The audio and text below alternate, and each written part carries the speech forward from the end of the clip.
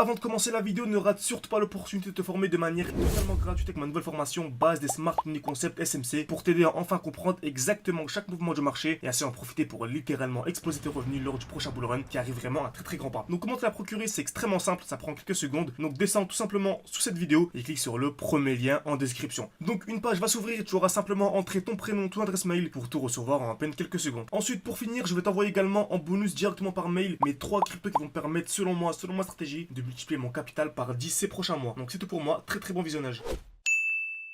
Ok, parfait, c'est tout, j'espère que vous portez extrêmement bien. On va ensemble analyser aujourd'hui Ethereum. Ça fait très longtemps qu'on n'a pas analysé Ethereum. Donc, crypto-monnaie est super importante.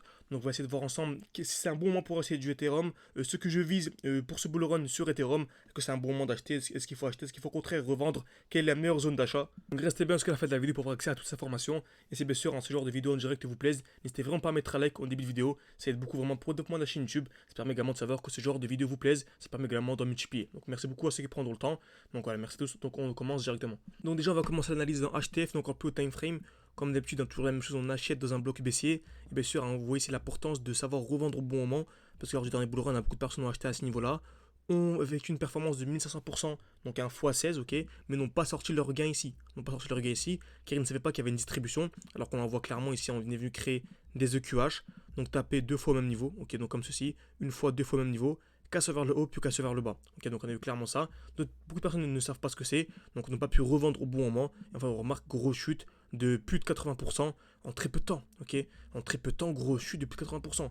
Donc ils ont perdu quasiment tout leur portefeuille, voilà, car ils n'ont pas su ce que c'était qu'une distribution. Et c'est bien beau, une vidéo comme ça de 5-10 minutes, c'est pas assez en fait pour comprendre ce que c'est qu'une distribution, car on est ici en 2 semaines, mais une distribution en 8 heures, une distribution en 45 minutes ou en 30 minutes, ça n'a pas du tout le même impact, ce n'est pas du tout la même chose. Ok, d'où l'importance vraiment de se former de manière sérieuse, et vraiment, selon moi, vraiment le mois de mai, selon moi le plus pertinent pour vraiment se former, construire un portefeuille solide. Selon moi, il faut qu'absolument tout le monde ait fin mai, début juin, déjà une stratégie d'entrée, donc déjà leur portefeuille avec une stratégie d'entrée, une stratégie de gestion et une stratégie de sortie.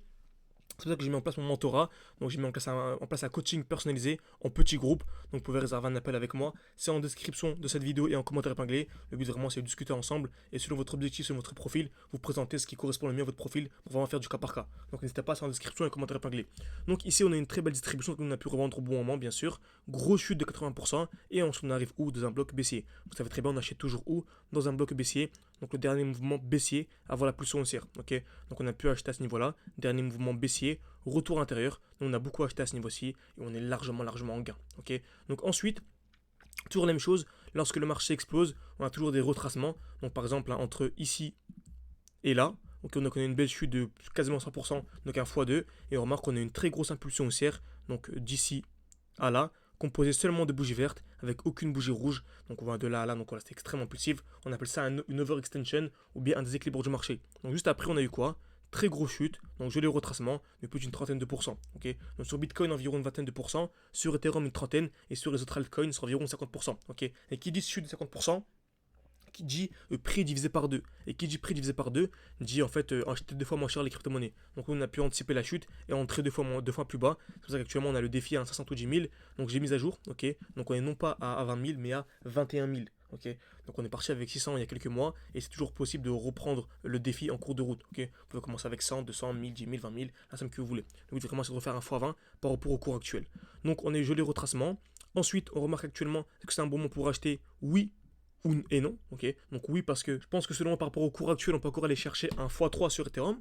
C'est intéressant pour certains, c'est comme Solana, pour moi il y a un x3, mais pour moi ça m'intéresse pas du tout. Ok, le but vraiment, c'est d'aller chercher des x10, x20. Ethereum pour moi n'est plus du tout intéressant par rapport au cours actuel. Ok, mais c'est toujours intéressant d'analyser l'Ethereum. Pourquoi? Car vous savez en général c'est Bitcoin qui explose en premier lieu, ensuite Ethereum qui explose, ensuite le top 100 et le top 200 des alts, et ensuite le reste des altcoins. Ok, c'est pour ça vraiment c'est très important d'analyser Bitcoin et Ethereum pour savoir où est-ce qu'on se situe dans le cycle crypto. Ok, donc on a une belle explosion à ce niveau-là. On est venu casser le haut d'une distribution.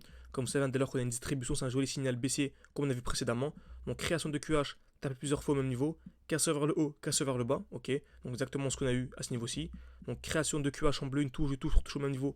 Casse vers le haut, casse vers le bas. Et dès lors que nous venons en fait casser le point haut de la distribution, c'est un très gros signal aussi. Donc, dès lors qu'on a cassé le high, c'est un très gros signal aussi.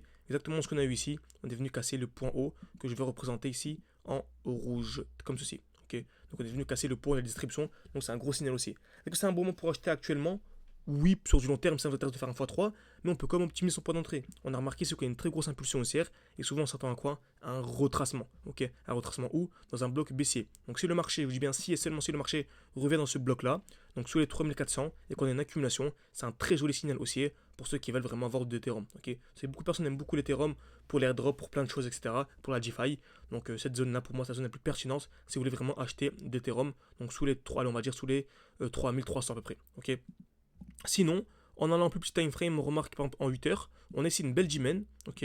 Donc on vient ici, donc on a le dernier mouvement baissier avant l'impulsion haussière, donc c'est une bougie avec un petit corps et de très belles mèches. Donc on a ici en 8 heures, donc on va aller en M15 par la règle de 30. Donc en cas d'accumulation ici en M15, ce sera un beau signal aussi, ok. Donc en gros, si on vient faire ceci dans les prochaines semaines, dans les prochaines heures, pardon, hein, donc ceci, avec vraiment des lots de plus en plus hauts, donc des points bas de plus en plus hauts.